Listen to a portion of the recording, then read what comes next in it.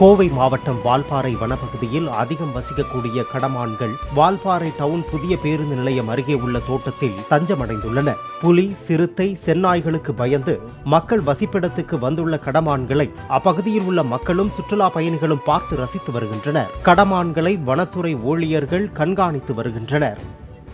இங்கே வால்பாறை விசிட் பண்ணலான்னு வந்திருந்தோம். நாங்கள் இங்கே எல்லாமே நல்லா இருக்குது, கிளைமேட்டும் சூப்பராக இருக்குது. இங்கே நாங்கள் கூழாங்கல் ரிவரு எல்லாமே பார்த்தோம், நல்லா இருக்குது. டேம்க்குலாம் கூட போனோம், நல்லா இருந்தது. இங்கே போட்டிங் போனோம், ஆனால் இங்கே மால்லாம் வந்து பக்கத்துலேயே பார்த்தோம், ரொம்ப நல்லா இருந்தது.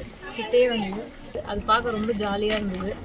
வீடியோலாம் எடுத்து வச்சுருக்கோம் நாங்கள், நல்லா இருந்தது. கிளைமேட்டும் நல்லா இருக்குது.